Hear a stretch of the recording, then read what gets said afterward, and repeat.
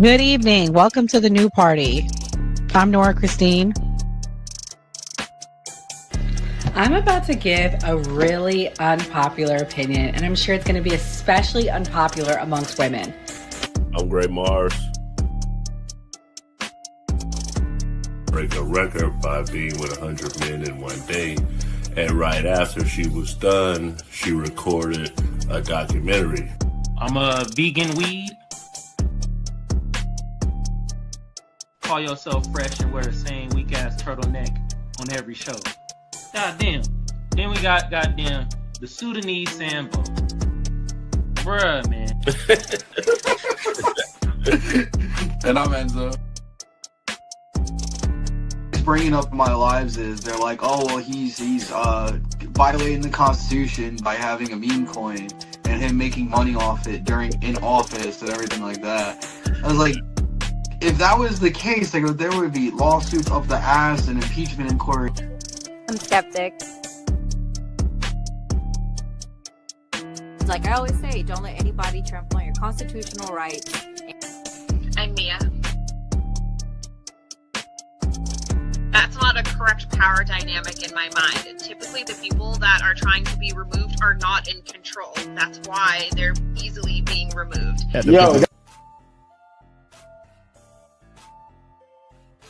The government, states, they start putting these RICO acts on Diddy, all of these guys, and try to put it on these ongoing criminal organizations. I ain't never seen the government put a RICO act on the KKK. Switch happened. Come on, man. You got to acknowledge this. This is the problem that I have with elders like you, because you fail to acknowledge that this stuff has happened.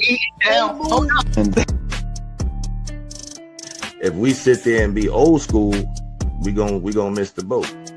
You know, a lot of this kids 19 years old buying houses with Bitcoin, buying Maserati. Wow.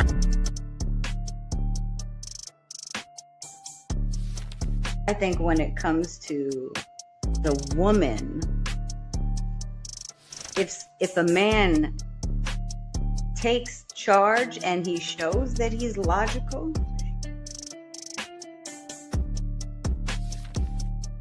same people. That's number two. That's all theater. This is WWF.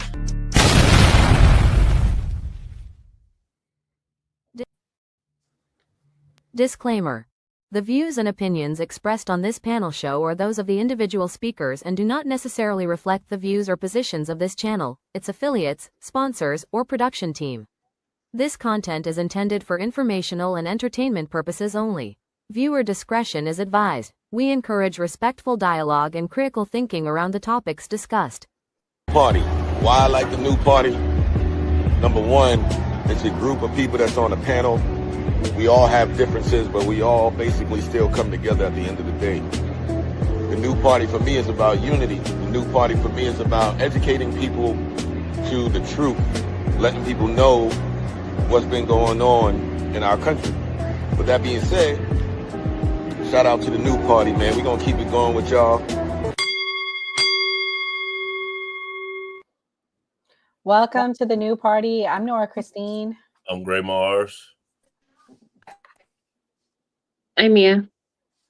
I'm Enzo. I'm Kamal. And tonight on the new party, we will be having a jam-packed show.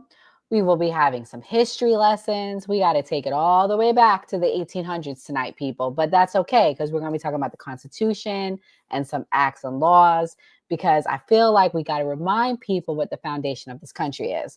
But the first clip of the night are why are Democrats losing voters? We're going to answer that tonight. Right now, a Politico article came out that said Democrats are losing voters at a record rate. And there seems to be a question why it's happening.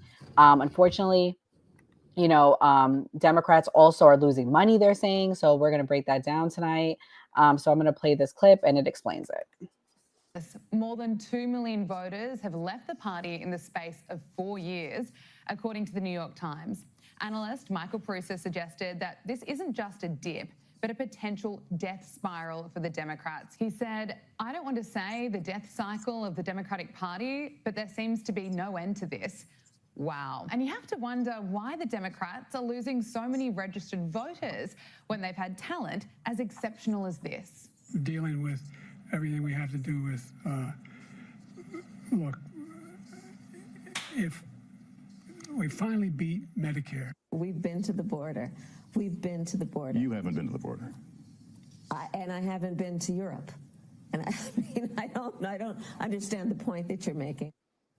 Yeah, America fiercely rejected those two after the damage they caused to America. But what about the next generation of brilliant minds coming through the Democratic Party? If it walks like a duck and it talks like a duck, maybe it's a duck. Democratic socialist. Do you think that billionaires have a right to exist? I don't think that we should have billionaires.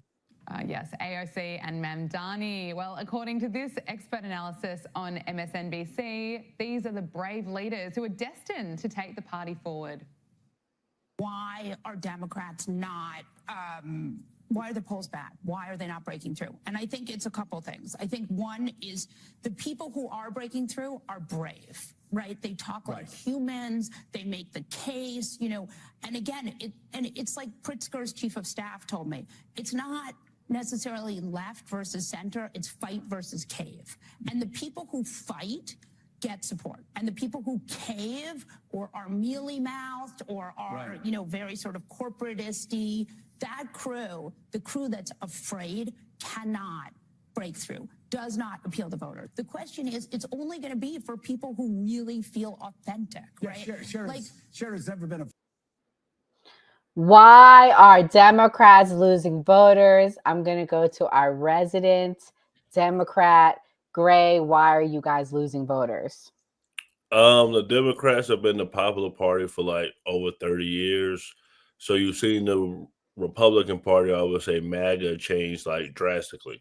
So like, what's their messaging going to be if Trump is pro-weed and pro, you know, different things that would be normally Democratic policies?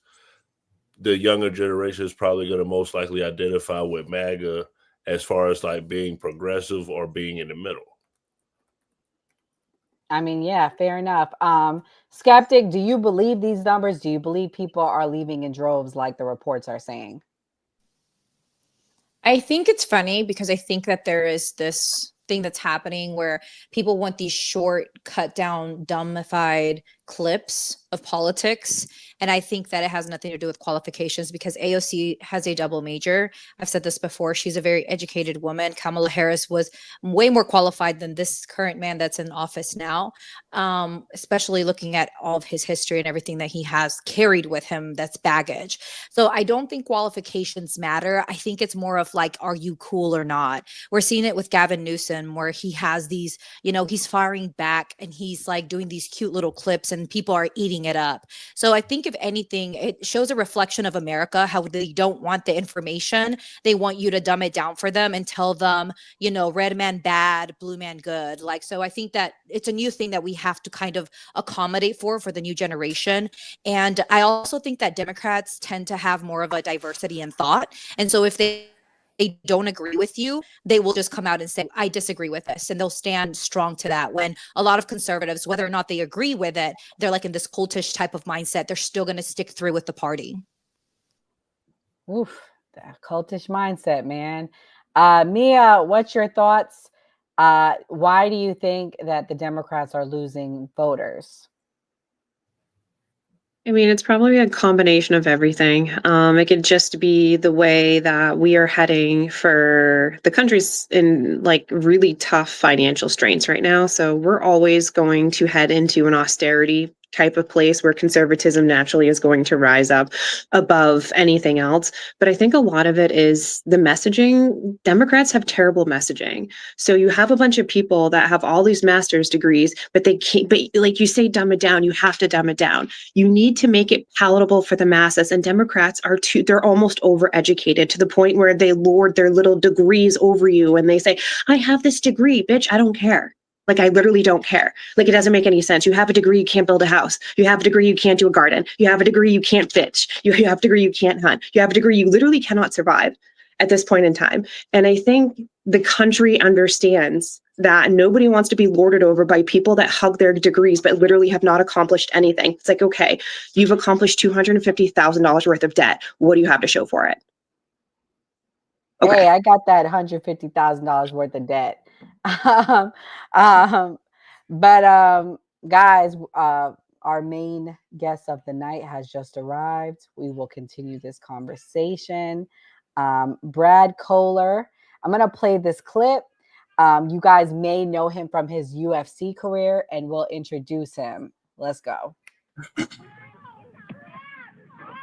today, I would like to introduce you to my haymaker.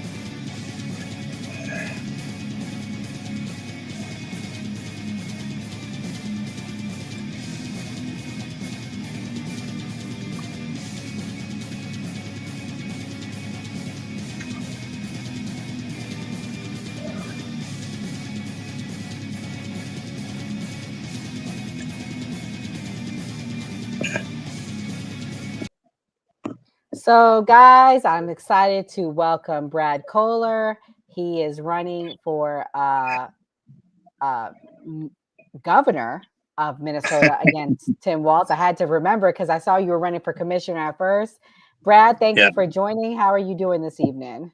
Good. I'm so sorry. I thought I had another hour to get home and get in my office here, and I didn't know it was Eastern time. My bad.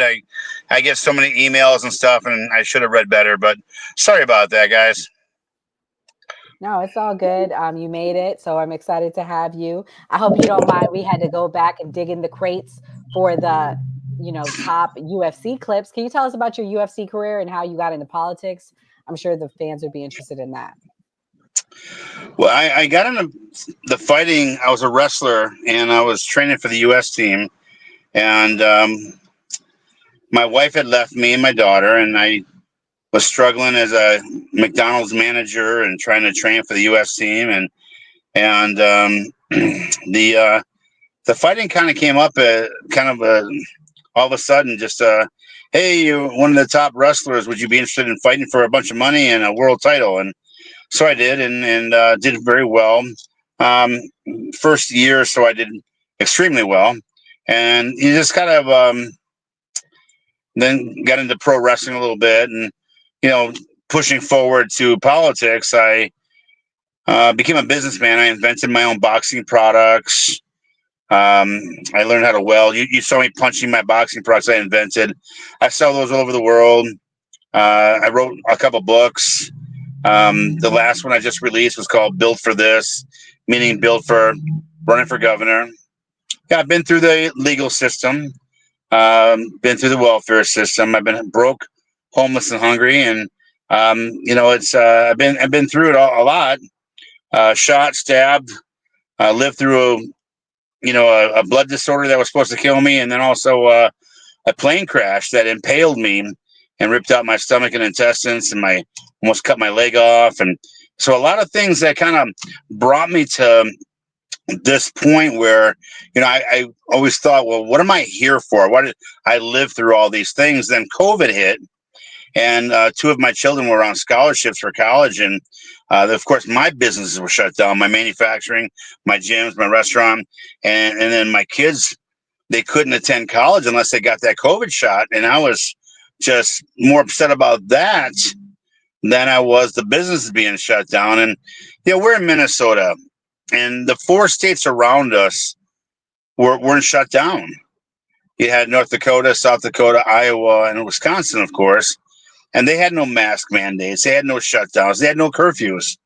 So during the COVID, we had the George Floyd riots here as well. So then we had the curfews on top of it all. So it really affected our businesses here. And I thought there was a lot of bad decisions being made. And I don't know if what happened to Minneapolis should have happened. I don't know if the shutdown should have happened. I just thought, well, who's making all these decisions and why? And I just wanted to be in that room when they were making them and find out how they're making these decisions, And so that's how I got involved. I reached out to my friend Jim Jordan in Ohio, which is where I'm from. I don't know if you guys all know who Jim Jordan is or not, congressman from Ohio. And I said, Jim, I'm running for governor. He says, that's a lot to bite off on your first time in, Brad. I'm like, oh, okay. So I ran for Senate, ran for Congress, and then county commissioner. And I got in really to learn what it entitles to, what it entails to be a public servant.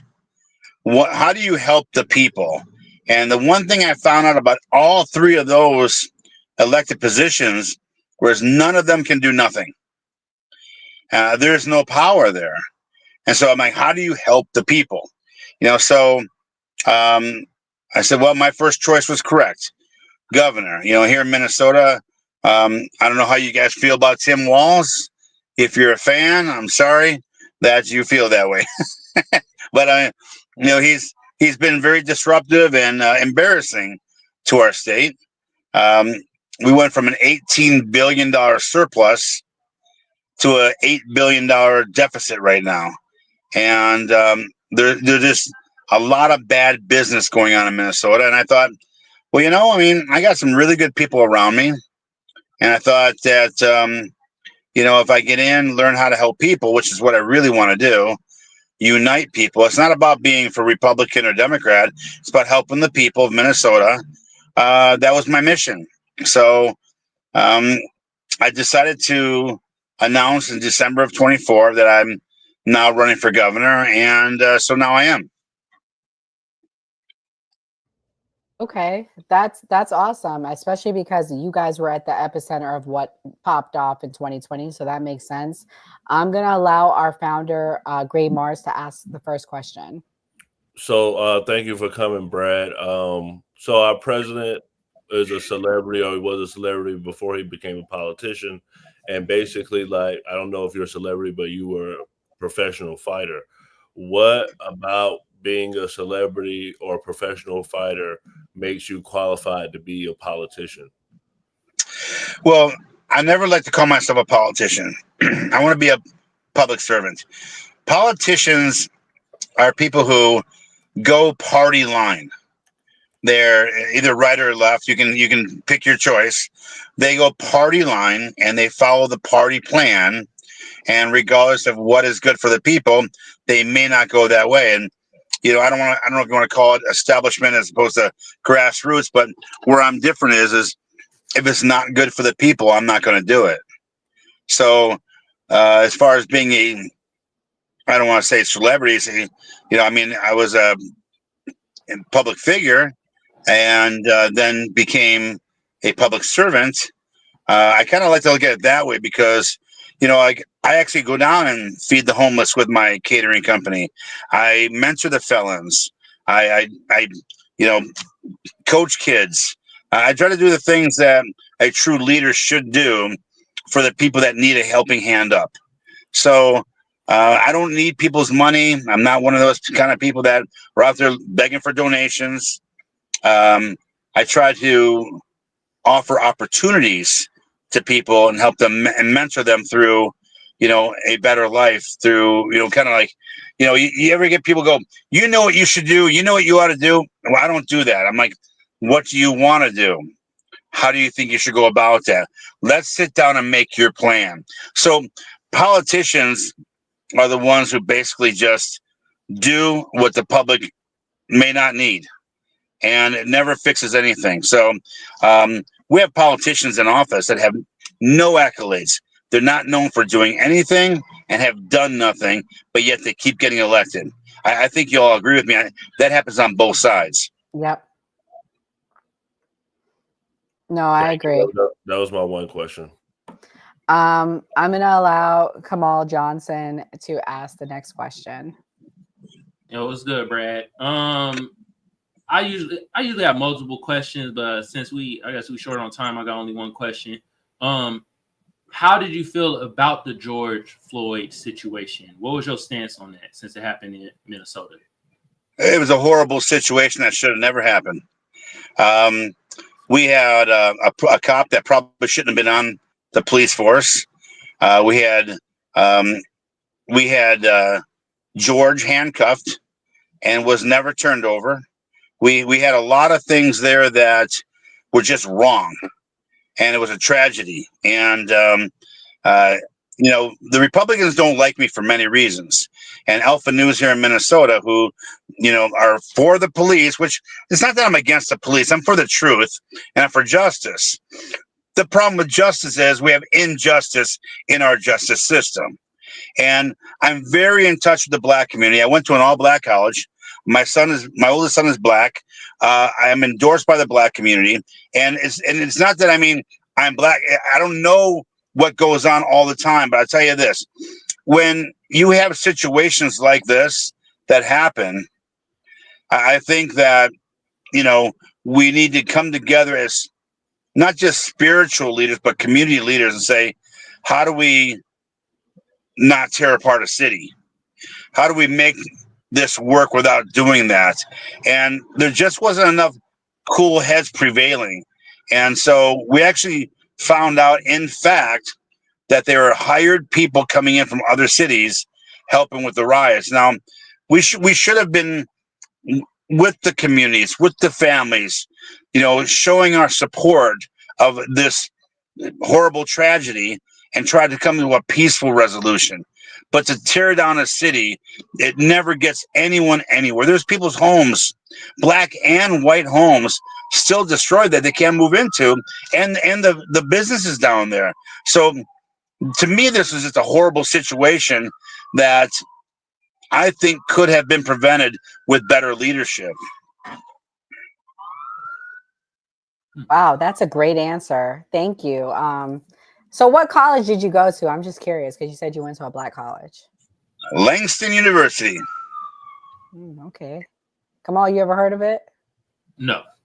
Me either. Langston, Oklahoma. Is it at HBCU? Langston University in Langston, Oklahoma. Okay. Mia, I'm going to allow you to ask the next question.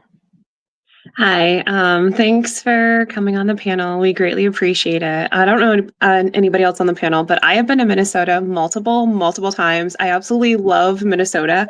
I've spent a lot of time up in Lake Superior, up in the Iron Mountains, and I have a lot of friends up there, and they wanted me to ask you how you feel about the new proposed nickel mining that they're trying to get started. And how do you feel about the taconite mining? Because mining in Minnesota is very large, especially up in the Iron Range. So how do you feel about that? Well, it's not large. That's the problem. They've reduced it quite a bit, and it's costing the Minnesota people a lot of money.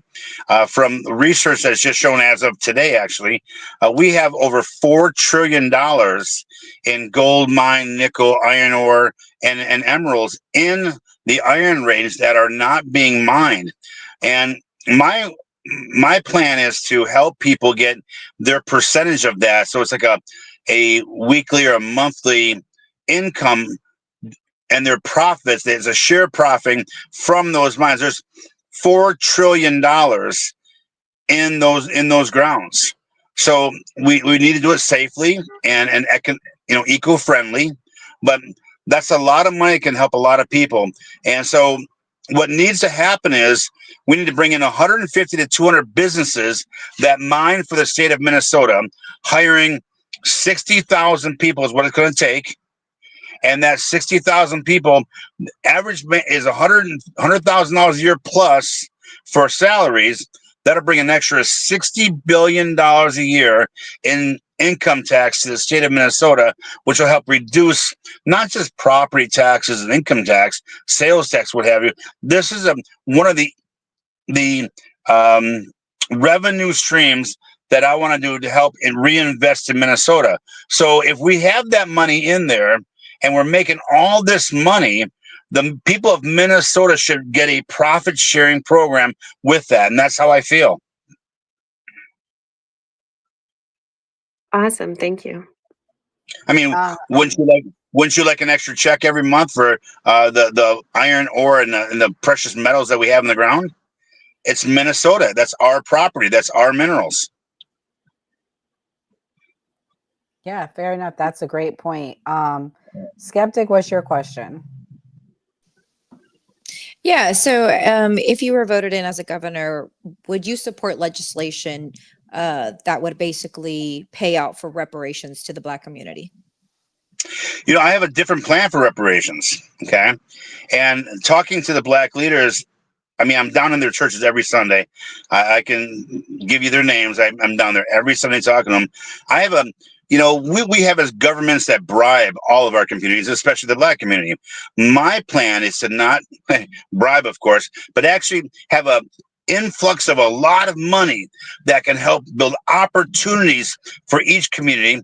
And I presented this to them. They go, this is a lot of money. Yeah, $300 million is a lot of money that can create a lot of jobs, a lot of businesses, a lot of education, a lot of scholarships, a lot of programs that we can do, and not put a Band-Aid on a leaky boat. We need to fix this as communities. And then when we can incentivize people to open up their business and help them, mentor them, fund them, it'll bring a lot more money to the community. So it's not so much about reparations. It's about offering those opportunities for not just this generation, but for the generations to come. No, I agree. So to answer it though, you don't think there should be like a necessarily like clear reparations plan, but you would want to put a plan together that you think would trickle down and benefit the Black community. Am I understanding that correctly? Absolutely. I think this is a better than reparations. It's like saying, hey, here's some money for what happened in the past. Hey, how about we throw a lot of money to fix the future? I mean, I understand. I mean, what we're talking about here, but when I can do a lot better with a lot more, that's what's going to help the Black community. Not just say, here's some money, see you later, bye. How about we work together for a clear, profitable, brighter future where your community grows and prospers, and again, for generations to come. I mean, I just think that we start living in the past. That step, we keep staying on that step till it never ends. What we need to do is really focus on the future. Everybody's happier when things are going good, when everybody's making money and things are going good.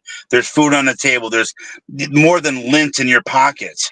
We need to put people, productive in good environments, rebuild Minneapolis, rebuild Minnesota in those communities where, again, it's like, hey, a one-time reparation is one thing, but constant flow of money stream to help you and your children and grow and get to college and have a great education. I mean, doing things like that again, fixes generations.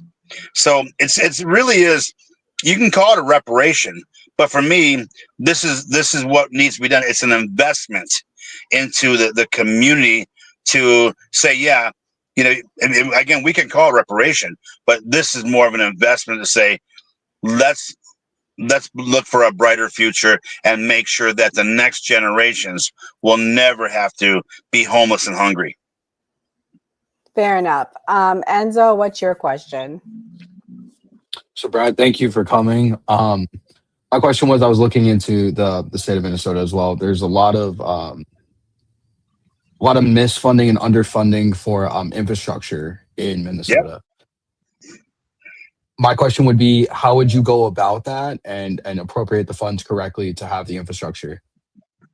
Well, that's probably the easiest question, because I tell you what, we have politicians in there, not businessmen.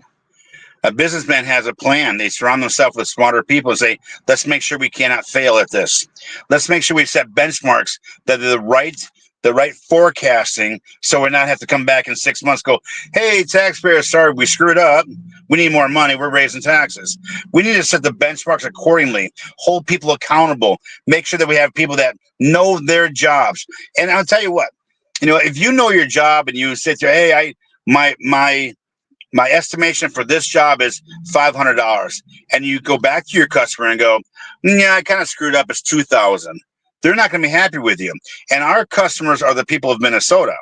So my goal would be, we set a plan, we set our benchmarks, we be very transparent with that on each benchmark and the end date and what it's going to cost, and never come back for more money. We got to make sure we forecast within that 10% give or take leeway, like you should in business. All I heard. For sure. This was great. I'm very excited to see how your race goes. I got one more question. Actually, I got two. Come on. We only doing one question, but Brad, one question. I mean, we only do. Everybody's only doing one question. Go ahead, Nora. Oh no, I was just gonna say, Brad, can you give us your closing thoughts and let us know why you're the best candidate and the next steps in the race? Well, I've worked very, very hard at focusing on community, the communities that we need to unite. We can't do this alone. We need to do it together. For me to put all the community leaders at the table with me is only a show of strength. And when we can make decisions together, I think that's when we're going to win together. If we stay separated and, like I said, keep putting Band-Aids on a leaky boat, or bribing communities, go, here's $800,000, go build your park. No, we need to fix things the proper way. The money is going to be there. I'm creating all these other revenue streams as opposed to just taxpayers kicking in. Right now, our well is not just empty, it's getting deeper. We're $8 billion in the hole, in the deficit, after they went through not just the budget, but the surplus. So for me to make sure that we have all the community leaders together, that we go and move into the future together, that's what's going to make us successful. You put the hands, or the power, in one person's hands, or the Senate hands, or the House of Representatives hands. Nothing gets done because they fight between each other. What I want to do is, again, the House and the Senate, they're fine. They can battle back and forth. They can never agree on anything. But what I want to do is what the people need. And I believe I'm a man of the people. Like I said, I've been broke, homeless, hungry. I've been on the system, in the system, and I don't believe you can fix something unless you've been through it. Now, I constantly mentor people on how to, hey, I'm no illusional unicorn. If I can do it, you can do it. We all put our pants on one leg at a time. And so I want to inspire people that, hey, if you've been down, that's okay. I was a champion. It's not about, falling or slipping. It's about how fast you get up. So that's what I want to do. I want to inspire people that say, hey, if he can do it, I can do it. And to me, I think that's just a better future for our people here. For sure. Well, closer to the race, we definitely need to bring you back, Brad. I thank you so much for coming, and I look forward to having you back on the show. I have so much in the future that we need to ask you. Can you let everybody know if they would like to donate, where they can go to? Yeah, my website is bradkohler.com. Also, if you subscribe, it's not so much about donating, I'd love to hear your input. I'd love to hear from you. If you subscribe to my website, I personally respond to your email. You get my phone number, and we can chat. We can talk about it. If you got some great ideas that want to add to the, hey, Brad, I heard you this. What'd you think about this? I love putting more minds together. I think that that's really important to do. And I'm a humble enough person that know that I don't have all the answers, so I will listen. Yeah. Well, thank you again for coming, Brad. And everyone go find Brad, give him a subscription, support him, and we'll definitely bring him back closer to the race. Thank you so much, guys. You have a blessed night, okay? You too, Brad. Thank you. Blessings. Have a good night. Bye-bye. Bye. We gotta bring him back because I got more damn questions. Greg, you should have let me ask that question because I think Skeptic asked a throwaway question. You feel me? And I was gonna ask a question that I think she would want more of the answer. I too. did. I put my clarification in the comments, but I didn't want to like overstep. So Yeah, no, I got you. That's why it was a certain comment in the chat where I'm like, let me ask that question because Skeptic asked a question. I'm like, I usually ask that. You feel me? I knew what his answer was gonna be. He said his gut got blown out and he put it back in his stomach. In all fairness, his state didn't have slavery though. Like they did not have slavery. So I mean, I hear you, but he won't be able to affect reparations around the country. He's not running for Senate. He's not running for that's why Congress. I asked him in the way that I did, though. I asked him in the way because he, as a governor, he can either support a legislation, and the legislation could be being pushed for reparations, and that's why I asked it that way. Being that you're going to be a governor, that'll be your position. Would you support legislation pushing reparations forward? Well, like it's funny. You have a Democratic governor in Maryland where they did have slavery, and he doesn't support it. So, I mean, the thing is, the reality is, guys, I know y'all not gonna like to hear this, but reparations is a death topic sometimes for them. For candidates, especially as him running as a Republican, he will not win if he outright says we're gonna have a reparations plan running as a Republican candidate. That's the reality. Give a fuck. That's the whole point. The point is we want policies straight for us. We tired of being on the back burner as Black Americans. So I'm gonna ask that question every fucking time. And I might throw in an anti-Black hate crime bill if I'm gonna ask for that. I was gonna ask about the history of slavery, whether or not, since he's running as a Republican, that is the party that he's aligning himself with. But I think that one of the things that he said was that he went to an HBCU. I looked it up in Oklahoma, and he's saying that he has support from the Black community and named Black churches. And I think that being that you're standing on, that leg, then you're open for the questions from the Black community that would, either benefit or be detrimental to the Black community. And one being the outright attack on Black history here in America. And you're running as a Republican, right? So you're, whether you like it or not, you are affiliated with the Republican Party. Well, what I'll say first off, I thought Skeptic was joking. I thought she was making fun of Kamal. I thought it was funny when she said. No, she wasn't joking at all. That's why I love the question. She was throwing me a lob. You feel me? She was and I was Michael Jordan. Everybody wants to ask more than one question. So I mean, like, we're going just with the format we feel like makes sense with the numbers and everything that's gonna make sense. Enzo knows this person personally, so like we're trying to like make it where we can actually help the politician to a certain degree. But yeah, go ahead, Nora. Yeah, no worries. We'll bring him back. We'll have more time. Again, I'm thinking about the flow of the night. So we're going to move on to the next topic.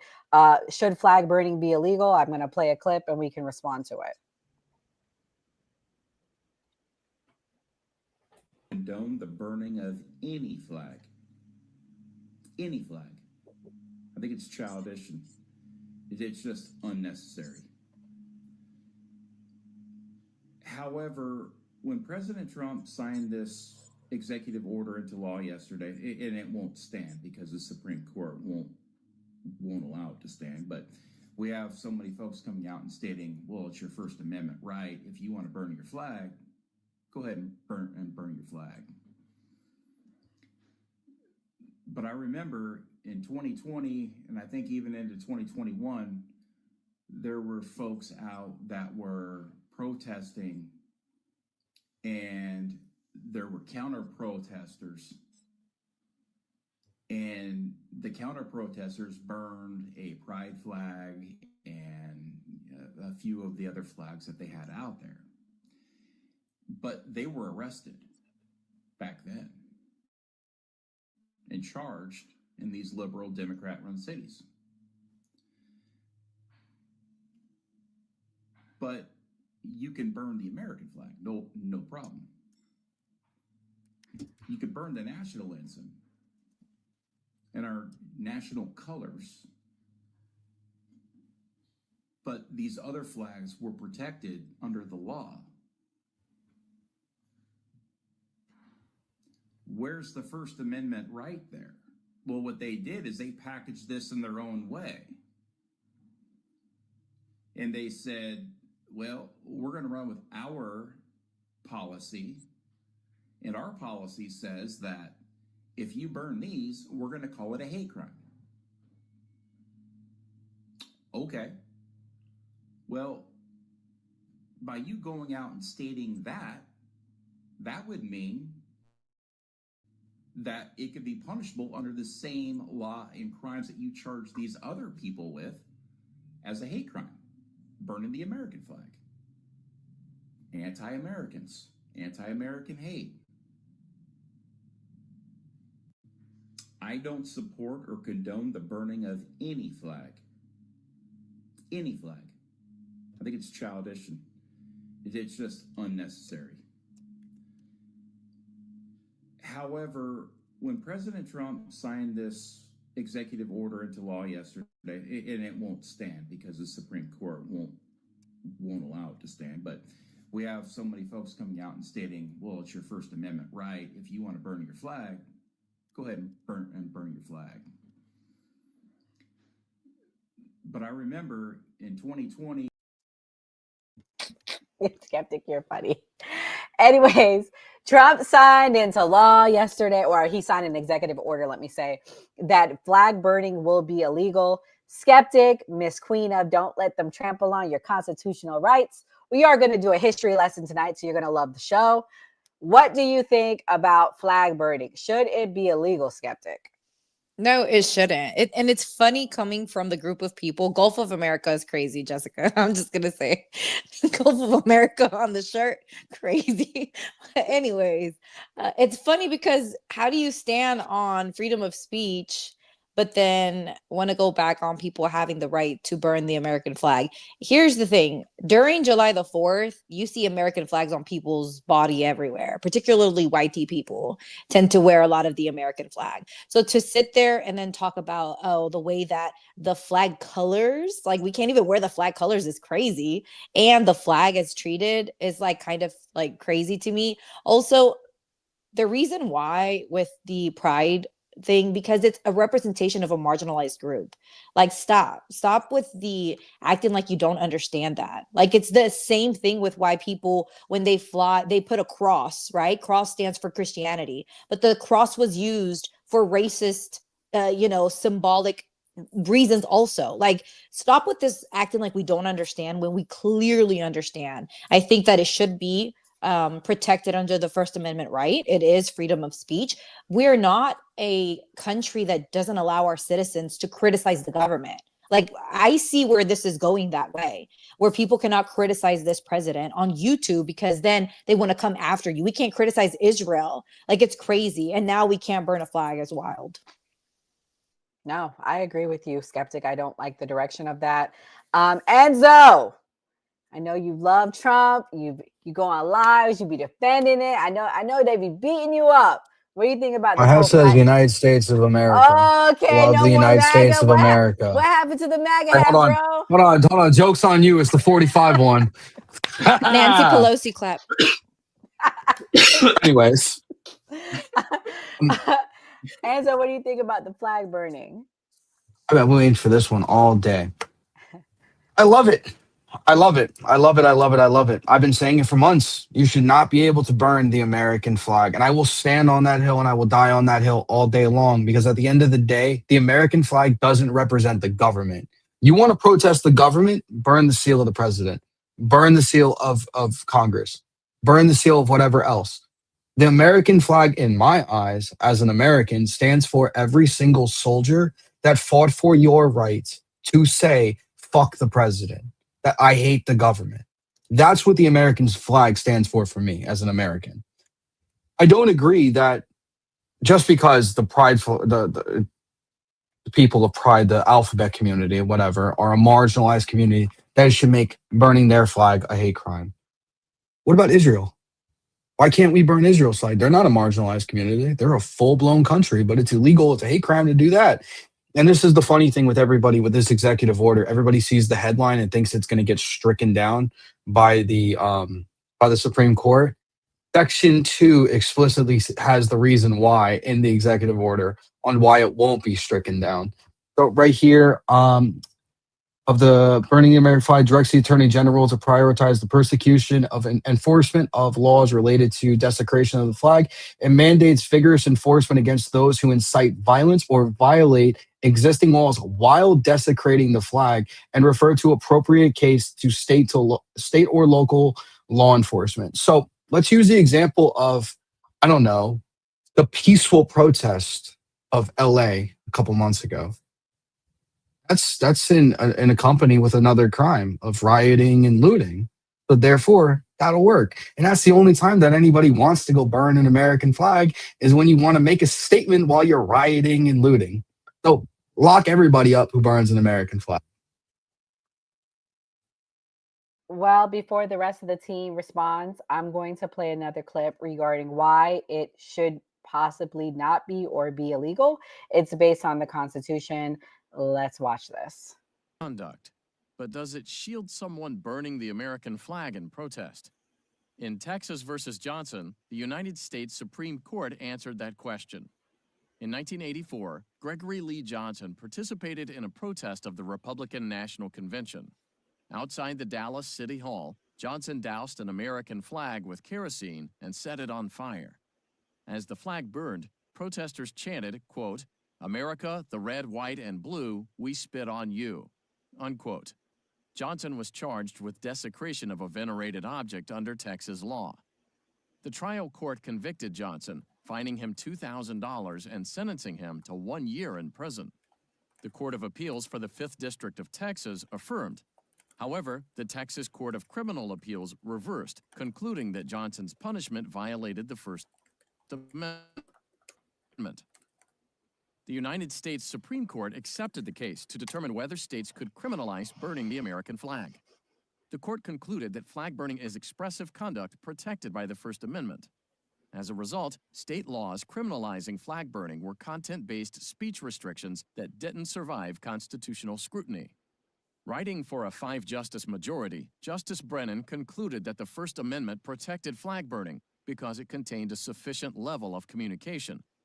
By burning the flag, Johnson intended to convey a particular message, and it was likely that anyone who witnessed his conduct would understand that message. For First Amendment purposes, the government has more leeway in regulating expressive conduct than it does in regulating written or spoken words. When speech and non-speech elements are combined in a single course of conduct, a sufficiently important governmental interest in regulating the non-speech element can justify an incidental limitation on First Amendment freedoms.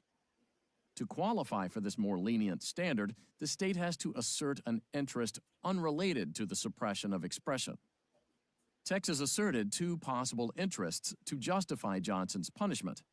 First, flag burning caused breaches of the peace. Second, Texas wanted to preserve the flag as a symbol of national unity.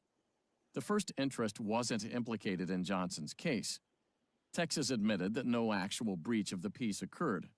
The second interest was directly related to Johnson's political message and therefore didn't qualify for the more lenient standard. Because the restriction on Johnson's speech was content-based, the court subjected Texas's asserted interest to the most exacting constitutional scrutiny. Under that scrutiny, the state's interest in preserving the flag as a symbol of national unity didn't justify Johnson's punishment. The court didn't object to Texas's goal, only its means. Preserving the flag as a symbol of national unity was a legitimate state interest that could support laws regulating how the flag may be displayed. But it couldn't justify criminal punishment for burning the flag. The ideal way to preserve the flag's special role in society was not by punishing those who express contrary views, but by attempting to persuade them with further dialogue. Therefore, the court affirmed the judgment of the Texas Court of Criminal Appeals, holding that the First Amendment barred criminal punishment for burning the American flag in protest. Justice Kennedy concurred, opining that while he found flag burning distasteful, the facts and applicable law compelled the majority's result. Chief Justice Rehnquist, joined by Justices White and O'Connor, dissented. Rehnquist argued that Johnson had many ways of making his point and that Texas law criminalized just one of them. So, all right, guys, I'm going to let one of the smartest people up here tonight answer. Is flag burning unconstitutional? Mia, what's your thoughts based on that clip and what you know? Flag burning is a freedom of expression protected by the First Amendment. I mean, the Supreme Court made it extremely clear. If we start punishing people for their thoughts, then we might as well just call ourselves China 2.0. I mean, we can't be a country where people aren't allowed to express themselves. I mean, symbolically, whatever, dude. I mean, we're at the point where we can't keep suppressing people's thoughts, people's actions, or anything like that. Like, if you want to burn the flag, do I agree with it? Absolutely not. I think it's disgusting. However, if that is your symbolic First Amendment freedom of speech, you should be able to do that and to protest. I mean, this is crazy at this point in time. It's the First Amendment, and we're allowed that. Fair enough. Kamal, what's your thoughts on flag burning? Should it be illegal? Is it unconstitutional? What do you think? I mean, they said it's unconstitutional, but at the end of the day, them motherfuckers dumb as fuck to buy something that they're gonna burn. I think that's just retarded. You buying the shit, then you burning it. Retardation at its finest. Hey, and I ain't mad at it if you throw their ass in jail for 30 days or some bullshit like that. Go to some other country and burn their flag. They gonna chop your ass off and feed it to you. They gonna be like, you want fish fillet ass? Here you go. Burning our damn flag. I don't know. Sometimes we be soft on shit. I ain't gonna lie. You feel me? You know what I mean? And I don't like it because my Black American sister helped create the design of the goddamn flag itself. Okay? Is it unconstitutional? No, but is people really following the Constitution like that? Some people, I feel like people do it like the Quran. By the way, Valentina Gomez, her stupid ass burnt the damn Quran. Y'all see that with the flamethrower and shit? Yeah. We burning shit over here, I guess. I know who you're talking about. Shit. And because someone in the comments said you couldn't burn the Quran in America. Yes, you can. And you can burn the Bible. And you can burn the flag. Also, for you in the comments that said the person that I saw the video, the same video you're talking about. He was like a ex-military man. And he was in front of the White House and he got arrested. I feel like if anything, if you've served this country, you have the right. I feel like we all have the right under the Constitution. But particularly for those that have fought for our country, if you feel that what you fought for is not being represented in the administration that is, controlling the country, I feel like you have the full right to burn the flag. Gray, you didn't go yet. What's your thoughts? Is this freedom of speech or against the law? It's freedom of speech. Skeptic was talking about the military. The military does a lot of stuff with flags. You have to fold a flag a certain way. You have to hold a flag a certain way. So, of course, they're going to, be like more sensitive about how you're supposed to represent the American flag. But I was under the assumption since a kid that you couldn't burn the American flag, that you would go to jail. So I feel like a lot of people assumed that you couldn't do it. So I do feel like this is government overreach because if you probably did a poll, most people probably would have already thought that this was illegal. Hey, Gray, you know what I learned as a kid? What you couldn't burn? What? Money. Yeah, exactly. That's what I'm saying. Is that illegal? I think you can't. It's technically, I don't know. What I heard though, it is illegal to. Yeah, you can't destroy United States currency at all. Like it's a federal crime. Wow. There you go. Wow, that's crazy, y'all. Is it because do they consider that the currency like their property? Is that they don't even consider it our money anymore? They automatically know it's going to go back to the system, so they're just preemptively calling it their money. Is that why? Yes. I'm interested. I'm looking it up right now to see what the Yeah. reasons are. Destroying or manipulating United States money is illegal under federal law, primarily because it undermines the integrity and trust in the currency Yep. system. The key reasons are legal are, and then it gives me statutes. Yeah. Damn. Wow, that's crazy. Well, I learned something new tonight. So, the next topic we're going to get into, guys, is Trump sending troops across the country. Should Trump be allowed to send troops to the states? This first clip breaks it down with the latest announcement that he's doing. Chicago desperately needs help. Just look at the crime statistics. Right now at 11 is the National Guard headed to Chicago, and could Oakland and San Francisco be next? Tonight, more talk of sending federal troops into more cities. Cities, as the president says, need help. But do they really? As the president makes more plans and threats, California is embroiled in a lawsuit against the Trump administration over the deployment of troops. Could this have an impact on other cities? Here's NBC's Gia Vang. We may just go in and do it, which is probably what we should do. They need help badly. Chicago desperately needs help. That was the moment today. The president saying Chicago is likely the next target to send in National Guard troops. They're already in Washington, D.C., and today President Trump signed executive orders to further his efforts to combat crime in Democratic-controlled cities. That includes Oakland. The town's mayor, Barbara Lee, speaking out about it at a Democratic National Committee summer meeting in Minnesota today. Donald Trump is just downright wrong about Oakland. Like he's wrong about all the other cities that he trashed. She told the audience violent crime is down 29%, homicides fell 21%, and the rate of vehicle thefts down 45%. Most recently, as last week, the president also suggested troops could straighten out San Francisco. Now you look at what the Democrats have done to San Francisco. They've destroyed it. We can clean that up too. We'll clean that one up too. San Francisco Mayor Daniel Lurie responded tonight with what he has said, that in part, safe and clean streets are our top priority, and the results are clear. Crime is at its lowest point in decades. Visitors are coming back, and San Francisco is on the rise. California is still in the middle of a federal lawsuit asking a judge to determine if the president broke a federal law when he sent troops to L.A. in June to engage in civilian law enforcement. That ruling still hangs in the balance, with motions filed just today. A hearing is scheduled for mid-September, and Santa Clara University constitutional law professor Margaret Russell said she doubts there will be a decision issued then. But when there is, she said it all depends how it could impact the rest of the nation. In terms of precedent, it won't have precedent for those other cities and cases, but they can be parallel arguments in different parts of the country in different federal courts that could then be subject to U.S. Supreme Court review. What if the Supreme Court takes up this California case? Russell says there are roads that lead to that scenario. She said the decision from the highest court would involve the Constitution, which would then impact the cities that President Trump is threatening to deploy troops in. Gia Vang, NBC, Bay Area News. All right, come on, I'm gonna let you go first because your state was the first state this year that we sent troops to. What's your thoughts on him sending troops to Chicago, and how did you feel when they came to your state?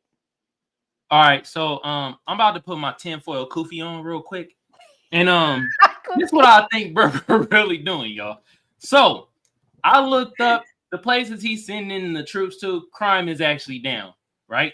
Yes. But it's hard to get shit passed legislatively, especially due to the Democrats, because when you start talking about illegal immigrants and he's sending feds for the illegal immigrants, hell break loose.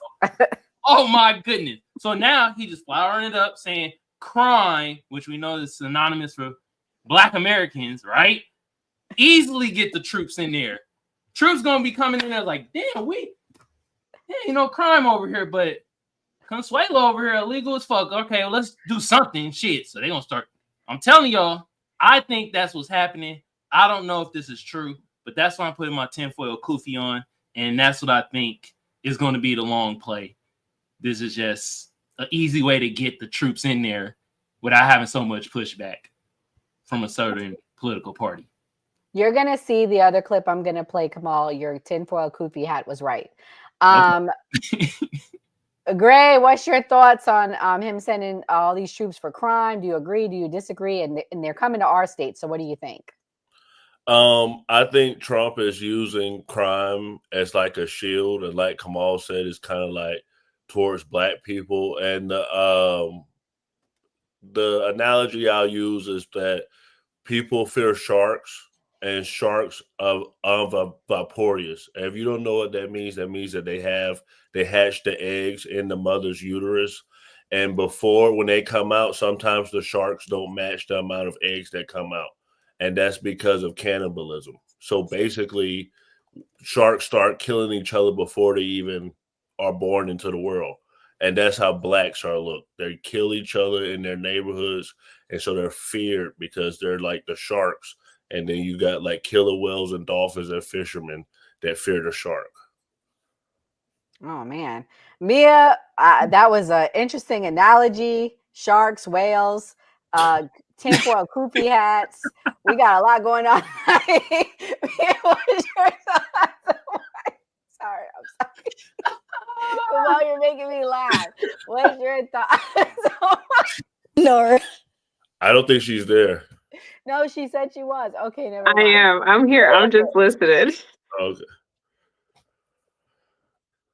I'm going to be honest. I had to step away from my phone and then I came back and all I heard was something about sharks eating their young and you tied it into black people and I was very, very confused. I just like came into the tail end of this conversation. I was like real confused, buddy.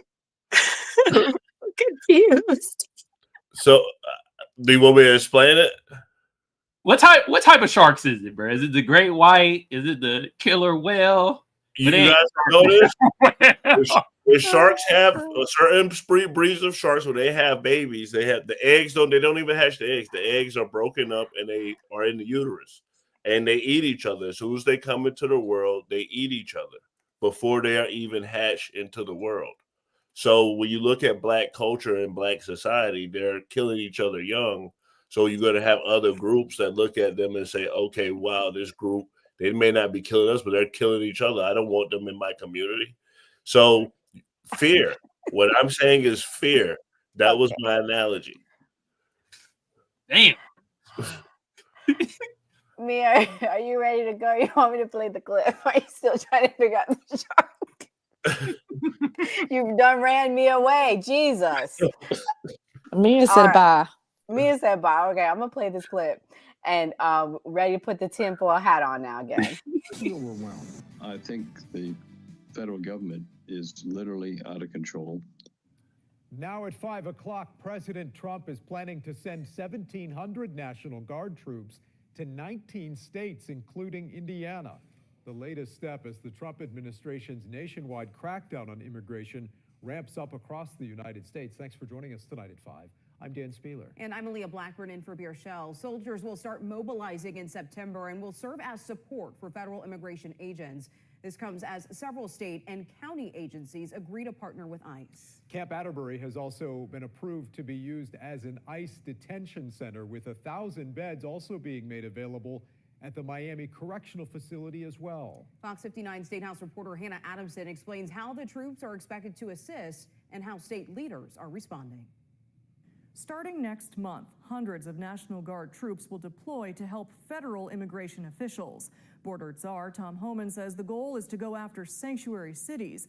But it's important to note most of the 19 states on this list, like Indiana, are red states. Still, Homan says the roughly 5,000 ICE deportation officials spread across the country are in need of backup. ICE is overwhelmed. Border Czar Tom Homan says roughly 1,700 National Guard troops will deploy to 19 states, including Indiana, to assist ICE officials. We got almost 700,000 illegal aliens with criminal history that we're trying to find. So National Guard is their support function. They're a force multiplier. Homan says the troops will help ICE with transportation and intel, but will not make arrests. I think the federal government is literally out of control. State Representative Ed Delaney calling the move a, quote, show of force and a way for the Trump administration to distract from lower than anticipated deportation numbers. Who wants out-of-state National Guardsmen standing around our street corners doing what? The governor has the option of saying we won't participate. I hope to God he won't participate. Earlier this month, Governor Braun said Indiana would fully partner with federal immigration authorities. That includes plans to detain hundreds of undocumented migrants at Camp Atterbury and the Miami Correctional Facility. We're cooperating with ICE here on the worst first. The mission is expected to last through mid-November. Reporting from Indianapolis. Mia, all right, we had a good little laugh. I guess you had to go take a break to laugh.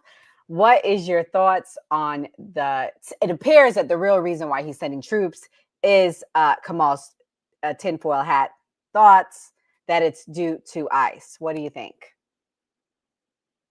I mean, either way, regardless of what it's due to, it's very unsettling to have National Guard put in that position in various cities all over the country. Tinfoil hat is on, and if you were going to do something crazy, wouldn't you want troops all strategically placed in all of the major cities across the United States if you wanted to control the masses because you wanted to pass potential legislation?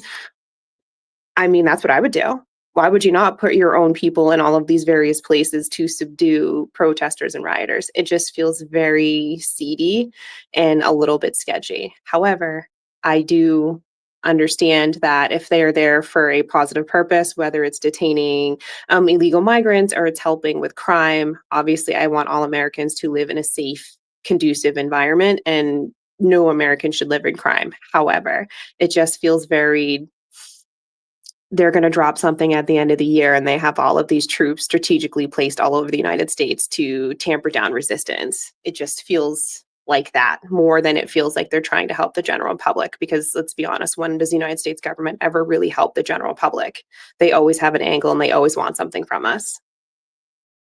Can I say something real quick? Can I start playing like background music for people? Is that okay? Yeah, I told you you're the sound guy. All right, Mia, I got the next time we do our conspiracy shit, I got the perfect background music for you. Y'all gonna love it. Watch. Cause I love the conspiracies, you feel me? It reminds me of like, X-Files type of shit. I love it. Yeah, You can call me Agent Scully. Checking in for duty. You're slacking, Kamal. You were Scully. supposed to play the sounds. I am slacking. My bad, y'all. I'm sorry. Oh my God. I'm gonna Be crooked, Joe Biden. You're sleeping on the job. Anywho, Skeptic, what's your thoughts now that the real plan is revealed? Is this the real plan, or is it about crime, or is Mia onto something? So I see what Gray was trying to say, and I'm going to say this. I think it's interesting. Stop with the sharks. I think it's interesting that they are going after cities that are not even in the top 10 most crime-ridden cities per capita. So like that being Chicago, like my parents live near Chicago. And I'll also say this. So Illinois, Chicago is like on the border of Illinois and Indiana. Illinois is known to have a lot of sanctuary cities. Illinois pays more taxes than it receives federal taxes into the state. Indiana is a poor state. If you know this area, Indiana is poor. So Indiana receives more federal taxes than it pays out. So it makes sense that they want to work with the federal government because they want, obviously, to get those brownie points because they need the money. So to say that it's because of crime is not true. Like the mayor in Oakland was saying, like the Chicago mayor would tell you, why aren't you, if number one, conservatives say that they respect state rights. How are you respecting state rights when the mayor of Chicago is not asking you to come in and help, when Illinois is not asking Trump to come and help with crime? Why are you not going to the states that have the most crime, like Alaska or New Mexico? They have the most crime in the US. Why are you going after these other states that aren't asking you to come in and help? Also, Oakland is not even in the top 10, I want to say, most dangerous cities with the most crime in the US. So it doesn't even make sense from that standpoint. I agree with what Mia was saying. I think that it's a plan to go after those strong cities that could revolt if it is that they wanted to do something. I would also do the same thing. I would strategically place military people to be in those cities where I know this is where they might turn. And Chicago is one of those cities that is a strong, Latin Hispanic city. They have really, really strong community for immigrants and Latinos. So I think that this is being done strategically. Enzo, what do you think about that? Why is Trump sending troops there? Is it due to crime or due to ICE enforcement? A mixture of three things: crime, homelessness, immigration. I agree wholeheartedly with what he's doing. I saw it work in DC. You got the residents of DC thanking the president for doing it, bringing down crime in their city. I mean, you want to talk about a 30-year low. I mean, it was, when you really look at the 30-year low, like a 40% decrease, sounds absolutely great. When you look at the raw numbers, there's only 10 murders per year. That was the only difference. I mean, yeah, great job. But when it comes down to what he's really doing, I mean, Chicago is notoriously one of the most violent cities in the United States year over year. They literally call it Chirac for a reason. Let's be honest, guys. And I love the mayor's comments about Trump sending National Guard to Chicago and pretty much instructing the residents there to rise against the National Guard. Good try. Yeah, cool. And then he can actually get away with it legally if they do that by invoking the Insurrection Act. So, I mean, cards are on the table right there. You know exactly what he's going to do, and then you're going to be stuck with them. But when it comes, all right, like I keep saying with this, I agree with it. For crime, for getting the homeless people off the street. I mean, San Francisco is another one. Homelessness is rampant there. And then immigration. Yeah. He said he was going to do mass deportations. They haven't really done that so far. And I say it all the time. I really think that the Trump administration can do a lot better by getting all of these illegal migrants out of the country. I don't agree with any of them. I don't care if you've been here for 20 plus years. You had 20 plus years to at least apply. And then the funny thing is about being here for 20 years, right? It takes anywhere between 7 to 10, let's call it 15, 7 to 15 years to become citizens. So that gives you a 5-year grace period. Why didn't you at least apply? Living off the country. I don't care what they bring in. I don't. They shouldn't be here in the first place. We have laws. Get them all out of here, illegal or not.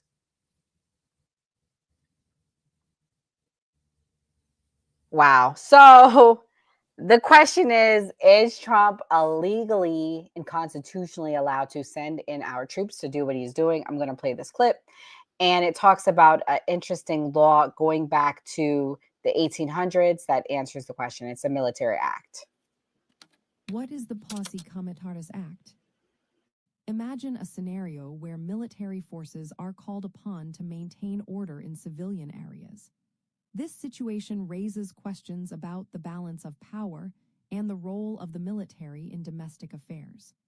The Posse Comitatus Act is a significant piece of legislation that addresses this very issue. Enacted in 1870, the Posse Comitatus Act was designed to limit the powers of the federal government in using the military for law enforcement purposes within the United States. The law prohibits the use of the Army and Air Force to execute domestic laws unless explicitly authorized by the Constitution or an act of Congress. This means that, generally, military personnel cannot be used to enforce civilian laws, ensuring that the military remains separate from civilian law enforcement. The origins of the act can be traced back to the Reconstruction era, a time when federal troops were deployed in the South to maintain order and protect the rights of newly freed African Americans. The use of military forces in these situations led to concerns about potential abuses of power and the impact on civil liberties. As a result, the Posse Comitatus Act was established to prevent the military from becoming involved in civilian law enforcement. There are exceptions to this law. For instance, the National Guard, when operating under state authority, is not subject to the same restrictions as federal military forces. Additionally, in certain emergencies, such as natural disasters or terrorist attacks, the president may invoke specific laws that allow for military assistance in domestic situations. Understanding the Posse Comitatus Act is essential for grasping the relationship between military and civilian authorities in the United States. It serves as a safeguard to ensure that the military does not overstep its bounds and intrude upon the rights of citizens. This balance is vital for maintaining the democratic principles upon which the nation was founded.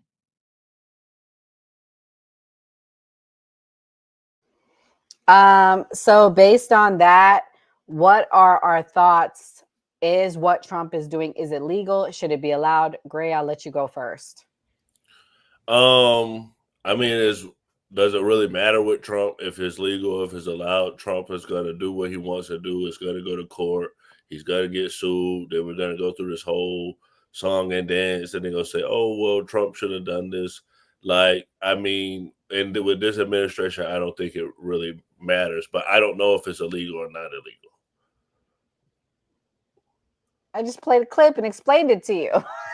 Yeah, so what I'm saying is that like he's able to.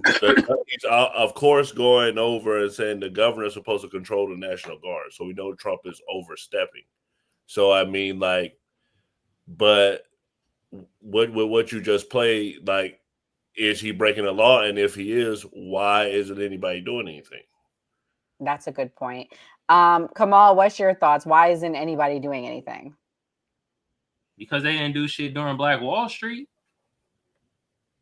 Government sent bombs at Black Wall Street, and y'all giving me this information? I'm like, oh shit. In 1878, they put this law because the southern states was using federal troops to fight in the Civil War. Damn. So that means that the government was on horse shit. Did I teach you something? Huh? Did I teach you something today? Hell yeah. And we teaching look at this is a teachable panel right now. We're teaching about sharks eating each other. We teaching about money getting burned is illegal, but all types of shit today. This is like educational channel. Yeah, this is the Sesame Street panel right now. We teaching y'all some shit. God Oh my damn. God. Oh, Big Bird. Yo, but yeah, it just put in perspective that like at the end of the day, this law or whatever doesn't really get followed. In my opinion, it doesn't get followed. That's a good point. Yeah, I just see it as like it's not really getting followed, and I'm just kind of like, we see what's gonna happen down the line. So don't be surprised. I just gave y'all some historical facts, that shows. That was Skeptic's comment. Skeptic said the sharks. Mia, what's your thoughts? Is this legal? Is it allowed? What do you think based on that clip and the law? I mean, the law seems to be geared for it to be allowed. I mean, but I guess if nobody sues him or fights it, then anything is allowed at this point in time. I feel like a lot of people, especially on the Democratic side, are just very beaten down, and a lot of them are probably exhausted, and they're just not wanting to fight anymore. I mean, we are in pretty trying times. I mean, the United States is the brokest it's ever been in the history of our country. In almost 500 years of history, we are the brokest we've ever been. Americans personally are the brokest we've ever been. I mean, it's pretty bleak if you look at a financial standpoint. I mean, we are the unhealthiest we've ever been. I feel like a lot of people are just beaten down right now, and there's nobody to fight him on this, so he's going to keep doing whatever he wants to do. I don't agree. I think all it takes is one nervous serviceman and one shot for more shots to come out. I mean, one of the biggest contributors to soldiers' death is friendly fire.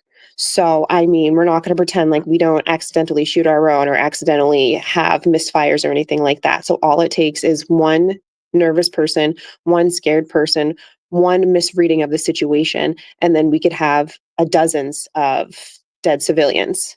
For what? That's the question. Like, is that something we're willing to take? Because like I said, all it takes is one shot from one person who's scared, and which could be anywhere across the United States. And is that something that we're willing to do? Because a lot of these guys are super young, to Mia's point. They're like 18, 19 years old. Right. They've never seen combat. They will never see combat. They're actually really not even trained for like these National Guards. They don't go through the same training as the Army. So, I mean, I don't know. Like, I get what Mia's saying. And also, Mia, I looked it up and they do not have blanket immunity. However, they technically could be protected by qualified immunity if they're in the active duty. So, I mean, to Mia's point, they would be protected at that point. I mean, would that be the start of a civil war? Because that would be my thought. If they accidentally unalive somebody, what would be the America's reaction? Right, because it's all fun and games when it's all fun and games, and then all it takes is one shot from one person, and then next thing you know, I mean, chaos could ensue, and next thing you know, tons of shots have rang out, and then once the dust settles, we could have who knows how many dead Americans who were just utilizing their First Amendment right to protest or to speak up and use their voice, and now they're dead. And then what do we have? So people don't think about the bad stuff that happens. You only think about the good stuff, but we really get to think about all of the angles because it takes one shot from one person who's scared. That's it. Enzo, what's your thoughts? I'm going to keep saying it. I mean, if we had Democratic leaders actually run their cities correctly and run their states correctly, we wouldn't need any of this. You wouldn't have somebody in here shaking up the entire room, shaking up the entire country, making a fuss. I'm somebody that agrees that cities need to be more safe for everybody. Legal migrants should not be in this country. Whatever Trump is doing until it is challenged, it's completely fine in my eyes. There's nothing wrong. If something does pop off, I mean, then okay, cool. We're living in history. We're going to learn from it. We're going to make laws and do things to not have this happen again. We're a country that is 250 years old. There's a lot of things in the Constitution that need to be updated with the times. There are a lot of laws that were enacted over 100 years ago that don't sit with today's society. Things need to be challenged. Things need to be changed. And I'm looking at this as a learning experience, either for the good or for the bad. Because if Trump doesn't do it, then who is going to? Because let's just look at Democratic leadership. They just tiptoe the line and they don't do anything. I mean, it's funny. Trump comes in office and most of the stuff that Trump is doing when it comes down to immigration and burning the flag, you had Joe Biden, Nancy Pelosi, Chuck Schumer, all of them yelling this in the 90s of what he's doing. Oh, same thing with the tariffs. Same thing with the tariffs. Every single thing Trump is doing is what the Democrat leaders were saying in the 90s to do for the country, which would turn the country around. So it's fucking hilarious to me. There's plenty of videos out there, guys. Google's free. I mean, the Democrats still got Gavin Newsom.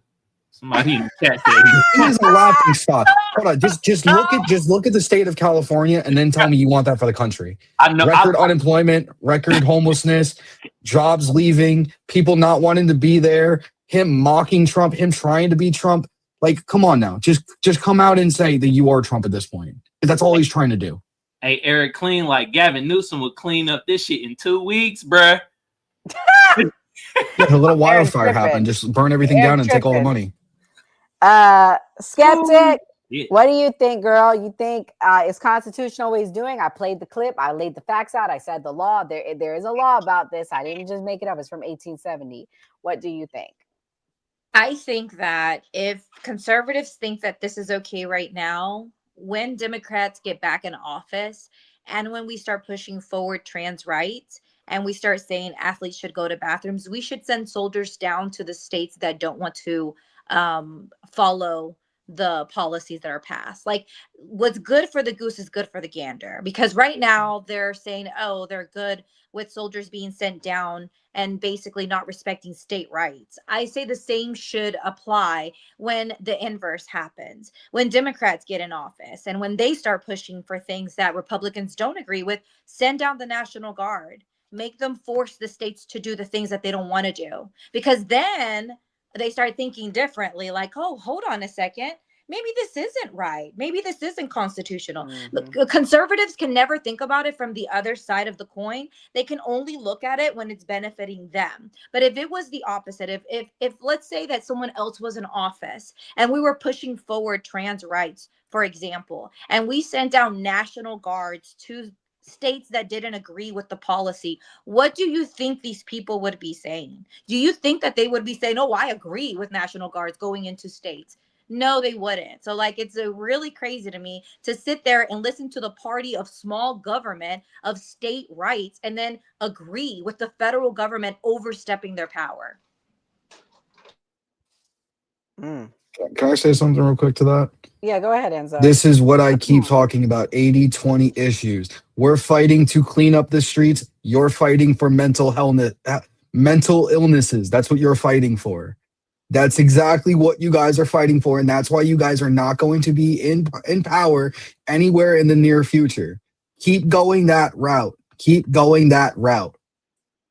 Somebody loving a person or wanting to represent something different isn't a mental illness. Let me just say that. It's a You're mental also illness. wrong. I didn't interrupt you.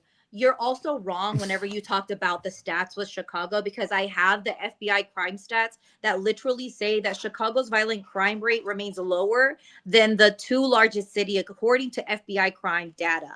It has violent crime rates of about 540 violent crimes per 10,000 residents, in comparison of New York and Los Angeles have violent crime rates of about 671 and 728 per 100,000 residents. Okay, so you, number one, your numbers are wrong. I never When you said it was say the things, highest. when you say I things, never said it was and the I'll let you highest. respond if you just let me Oh no, I'm finish going to my. respond right now. You Thank you always very much. So interrupt. you want to talk I don't about trans interrupt you. issues? I don't How interrupt is you, how but you is always how interrupt is me. gender You dysphoria, which always is feel like it's attributed okay to to interrupt people me, of so I can Dude, never I only like stepped finish away my for like point. 2 minutes and now we fighting? No, no, so because I mean, Trackstar over here always wants to say some blasphemous ass shit, and I like to put her on Literally only blast for stepped it. away for you 2 never minutes, put me my on guy. So Are we blast. anyway, You like fighting I know now? was what you're saying, talking about. You so just like I was saying, overtalk me, and I I don't never know what sit I'm still talking to about. Okay, respond. cool. So Over talking how somebody is doesn't gender mean that you put them dysphoria? on blast. I know that's how you How do is it on gender TikTok, but dysphoria like that's not a real diagnosed? How is conversation. gender So dysphoria it's diagnosed? interesting Oh because wait, nobody can ever hear oh wait. anything. Like if you So don't how is let me gender land my dysphoria plane, we can't have a diagnosed? conversation. It's not even a conversation. It's just you Okay, cool. interrupting me every time I talk. So again, All right, you're cool. wrong on the So, Okay, statistics are you on guys. done? Chicago. Are you We done? ain't You're talking Are you about wrong. done? gender stuff You're tonight. wrong with All the right, cool. statistics So on hold Chicago. on. Can I just prove that it's a No, mental illness? Can I prove because that's a mental again, I illness? didn't get to Because land my plane. But No, you're because interrupting wait, me. hold on, which is Enzo. trans people get at the end We're of the not day, are talking diagnosed about by gender DSM-5. stuff. All I right, I'm never about get to to like make a whole hold point. on, y'all. Hold on. We're not talking about gender stuff. Stick to what we're talking about here. I I'm got gonna you. I let just you. wanted to say that it was a mental Yeah. illness. I'm sorry, skeptic. You're highly uneducated on that.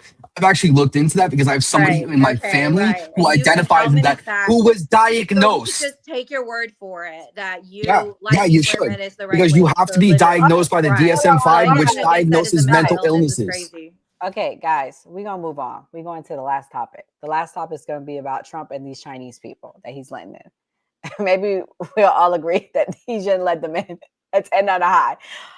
Everybody watching, please hit the like button. Thank you for watching. Shout out to Skeptic. Shout out to Enzo, our top 2 debaters. 600,000 Chinese students to study in the United States. Could you and the Secretary clarify what is the policy on Chinese students in the United States? Well, we think we're getting along very well with China. And I'm getting along very well with President Xi. I think it's very insulting to say students can't come here because they'll go out and they'll start building schools and they'll be able to survive it. But I like that their students come here. I like that other countries' students come here. And you know what would happen if they didn't? Our college system would go to hell very quickly. And it wouldn't be the top colleges. It would be colleges that struggle on the bottom. And you take out 300,000 or 600,000 students out of the system. I like having, and I told this to President Xi, that we're honored to have their students here. Now, with that, we check and we're careful and we see who's there, and Marco wants that. We spoke, we're in the same position. But we have a tremendous college system, the best in the world, nobody even close. That's why China sends them here. And you can call it an industry if you want, but you're talking about millions of people.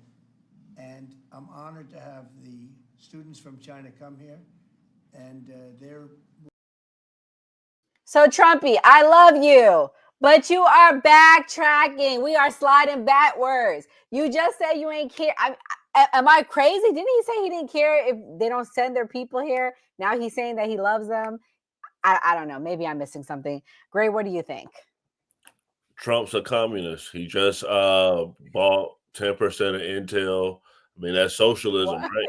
So, I mean, like, he did that. Now he's bringing in Chinese immigrants. Hey, I guess y'all should have just put Kamala Harris in there. I mean, with the stuff that Trump is doing. I mean, he says that we're looking too deep into what he said. Just like Biden. So are you saying he had senile issues like Biden? I'm not understanding your point, bro. Anyways, Kamal, what do you think? 600 students. I mean, that's a spot for an American student. And if we really want to get specific, that's a spot for a Black American student. So what do you think? We got to delineate from the Chinese. I'm just kidding. Man, this episode comedy. I don't care what nobody say right now. This is hilarious. You feel me? God damn, Greg, you was on the money. He did buy Intel. Oh shit! You called him a communist? God damn! God, hey, Gavin Newsom needs to take points from you, bruh. Get to his Twitter quickly, bruh. God damn! Wow. Yeah. I ain't gonna lie, I'm thrown off right now because it's a lot that been thrown at me this panel. Sharks, burning, call Trump gender dysphoria. God damn. He said, might as well promote us. You go get communism, at least get it the right way, I guess, right? God damn, man. Wow. Yeah, man. I don't know what Trump talk about here, you feel me? But hey, man, old white motherfuckers got 2 times to be senile. We let Joe Biden do some senile shit every once in a while. We can have Trump do it every once in a while, you feel me? Man, good Lord. He bought that shit in Intel, Gray. I'm gonna talk to you the back end of the show because I got some more questions that I don't want to ask on here. But man, that was an interesting point. For sure. Wow. You're right. A Black American student could have went there. He gave I'm us.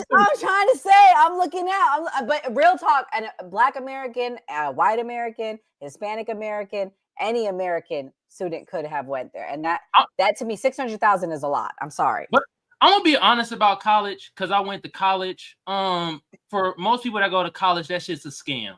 It is dead ass. So I ain't even mad. Let them. You know, are they illegal? Because then we gotta ask that too. Like, no, they get a visa. That's what he's giving them visas. Is it the golden visa? Or is I think so. They're rich. A lot of Chinese people are rich. They're rich enough to get that visa. Hell yeah, they be buying Gucci and all types of Louis Vuitton on Rodeo Road in Las Vegas, in Los Angeles and shit. Chinese people be balling, y'all. I'm telling y'all right now. So, damn. Mia, what's your thoughts? Is college a scam? Yeah, for sure. I mean, there are some aspects to it that is good. However, I feel like a lot of it is just extra filler. I feel like most of us could have learned how to do our jobs within a year and then 6 months of on-the-job training. I mean, 99% of you learn a lot in nursing school, but the majority that you're being taught comes at 12 weeks when you enter the hospital and you learn hands-on. So, I mean, a lot of it is kind of a scam. I will say, I mean,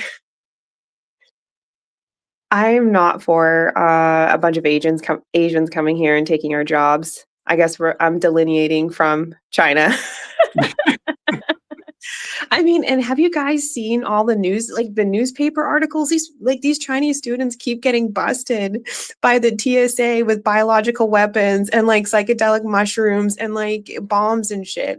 Like it happens all the time at the University of Michigan. You can look it up. Like 5 Chinese, literally specific Chinese students have been busted with biological weapon spores that could, if released to our food, could decimate our crops. Legitimately, Google it. It was the University of Michigan. Literally, like 5 Asian students just got busted this year alone. So, I mean, I don't know what's going on, but Trump is like, this ain't it. These people are coming here to literally ruin us from the inside out. But you can legitimately Google it. It's been multiple Chinese international students also, busted. To Mia's point, I just found an article that said Chinese students were busted for spying on other students. They were told to spy on other students. See, I mean, they're coming here like they're sleeper cells. They're little sleeper agents coming here, paying cash for their tuition, and we're allowing them here. And they are getting internships all over the country in various places. I mean, it's very, the enemy isn't outside of us, it's now within us. And it's crazy that China is playing Trump and his cronies like that, because this is all a gameplay to them. 600,000 potential sleeper agents are here now, dispersed, because those people share an allegiance and loyalty to China way beyond how we feel about America. They're ingrained from the time they come out the womb to be for China. So, I mean, we have 600,000 sleeper agents here now. I have a Yay, clip us. I have a clip that I like to play before Skeptic and Enzo respond to Mia's point. I'm gonna play it. And this should shock no one. So the report came out. It said right now in the United States of America, at one of our universities, there is an organized, orchestrated spy ring. To put this in perspective, when I got here, I said, when I was told that there was a Chinese law in place that required Chinese nationals, including students that come to the United States on visas, and by the way, we take 300,000 Chinese students a year into our universities. There's a law in the books that says they have to provide intelligence gathering and information to the CCP. We also had information in Congress before I even got here that they were setting up these programs to organize spies and push them into our universities using visas. And when I got here and realized that there was no law stopping the visa program, even though we had that information, I immediately launched a bill that would end visas for Chinese students. Now, nothing against Chinese students that want to learn, but if you have a government that is enlisting them, and not just enlisting them, requiring them by law under penalty to be espionage agents when they get here, we cannot keep inviting them into our nation. And so time after time over the last few years, we have found Chinese students with drones, cameras on our military bases, stealing information at our universities, and nothing has been done. So when this report came out 2 days ago, I was not surprised, because we launched this bill and we've been advocating and trying to get someone's attention that there were spy rings here right now. Now, hopefully, we will see some action, not only by the university that's been informed of this, where their students saying it's happening, but by the government to do. Can I read something real quick that I found, just a simple Google search? Okay. It says, the recent cases of Chinese students being arrested for allegedly smuggling biological materials in the United States highlight a troubling trend of covert biological research linked to the Chinese Communist Party. Shangwan Han, a PhD student from Wuhan, China, ding, ding, ding, ding, ding, was arrested for sending 4 packages containing undeclared biological material to a University of Michigan laboratory. She was stopped at a Detroit Metropolitan Airport and admitted to both sending the shipments and lying about their contents. This incident is part of a broader investigation into unauthorized CCP-linked bio research and is part of a national security crackdown on such activities. So these are literally sleeper agents in our country. I ain't gonna lie, Mia, that sounded like a fire Netflix show. Oh Lord. Goodness. I'll watch. A Skeptic, what's your thoughts? Do you think that this is a real threat? What do you think? So I had said like a while back, I also want to clarify on something for those that are coming in late. I'm not saying that Chicago doesn't have crime rates. I'm not saying that. I'm saying that the attack on Chicago as if it's the #1 city with the highest crime is false. That's what I'm saying. And I have FBI crime statistics to prove it. Anyways, I had said a while back that this whole attack on immigrants and students because of Israel, the ones that were protesting because of everything that's going on, I had said it's going to negatively impact the STEM community. If you went to school for STEM, being me, you know that immigrant students play a vital role when it comes to STEM. Saying that they're taking a spot for a US student is not realistic because US students have the availability to go into those positions, but a lot of US students don't want to go into those positions. So they have the ability to come here. They are restricted. They have to like work so many hours. They have to file all these things. They have to work be students and do so many whatever and go into these like curriculums and stuff. If they don't pass, if they fail, if they don't go to get a master's, I want to say that bachelor's isn't good enough. You have to either get a master's or above. You go back to your country. You lose the rights to be here. So I had said, how vital they were. They're not taking positions of US students because we have plenty of positions for US students. With all the things that were happening with immigration and the students being deported, I had said there's going to be this brain drain. A lot of professors, people in the scientific community, one of my old professors who's a physicist, he was going to come on my TikTok and speak on it because he still teaches now. And he had told me, like, this is a big deal. This is going to become a problem.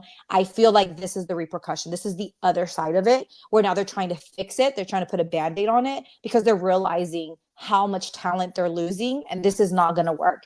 China is taking everyone in. Other countries like Australia, Canada, they are wanting the students that were coming to America that helped us become the number one in innovation and help us in research. When it, like, if you're in the scientific community and you've ever been in like laboratories, gone into researching, there's a lot of Australians, a lot of Chinese, a lot of, you know, foreigners that come from these other countries that basically help with innovation. So like we were benefiting from them coming here. We were taking their talent, building on it, and then it was Americanized, right? We have lost that. Don't want to come here. Students are scared to be here. A lot of people that were here basically went back home because they just don't want the smoke. They don't want to get in any problems. So I think that this is what the reaction to that is, and it's not going to fix it.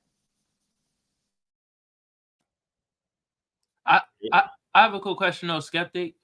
Would it be beneficial to the other countries to get their brain people back to them? Like, does that make sense? The question I'm asking, like their homeland.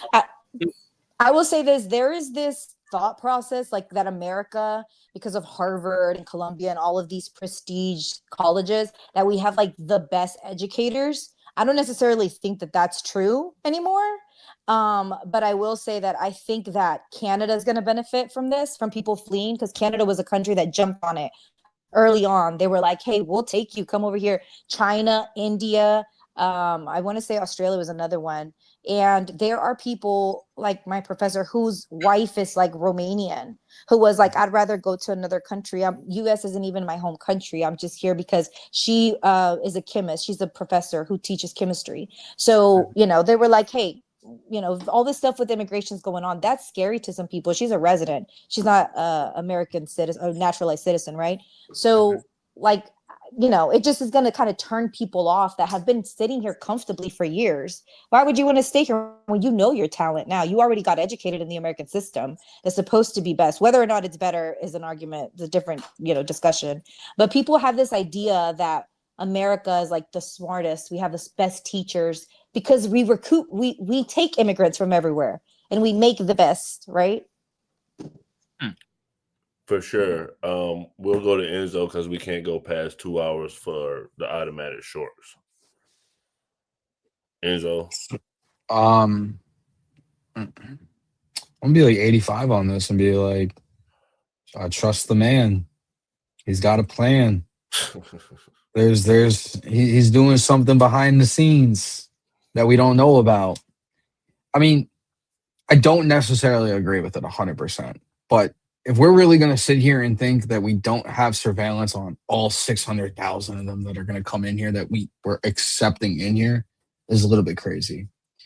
In my eyes, I'm looking at this as China's not playing Trump. Trump's actually playing China by having eyes on them to see exactly what they're doing, getting the tuition out of these kids, bringing them into the STEM programs, bringing them into these industries, bringing all these companies that would hire these people back to the United States, pretty much getting the labor off them and cheating China out of it and all these countries that would be taking these people in. That's what I'm looking at this as. I'm looking at it as a benefit, but who really knows? I mean, we know we're in a surveillance state already, like since 2000 with the Patriot Act. We know we have surveillance on pretty much everybody. So there's a reason why some of them get caught, and there's a reason why some of them don't get caught. 2020 election, but I mean, that's another story for another day. True. I agree. Okay. Mia, you want to do your closing thoughts before you leave? Sure. Okay, go ahead. So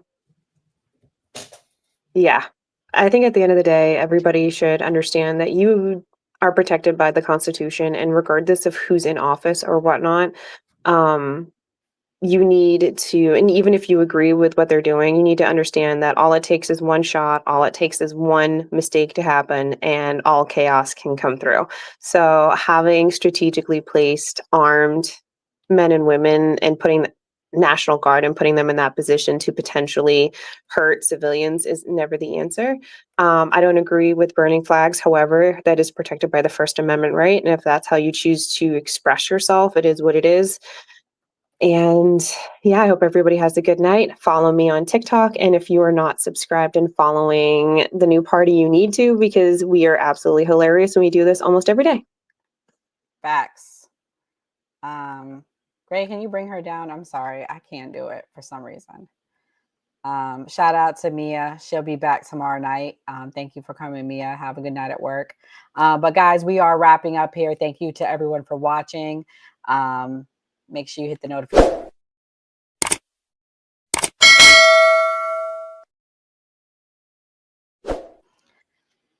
Ladies first, so I'm gonna let Skip to go next.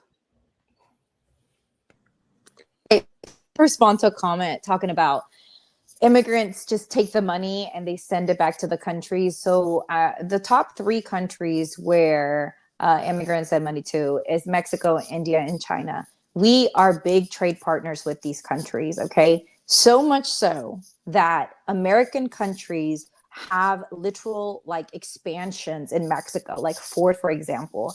And the tariffs, when they were going to apply tariffs on like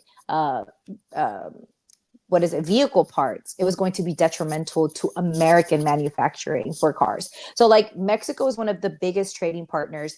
We have cities in Mexico that are being gentrified by Americans because they're coming in and buying up all of the real estate, and they're making it unaffordable for the average Mexican to live in their own town. So like, it's interesting when I hear people talk about how immigrants are sending all this money to countries when our economies and those countries benefit from each other. So obviously our immigrants' money is circulating back and forth.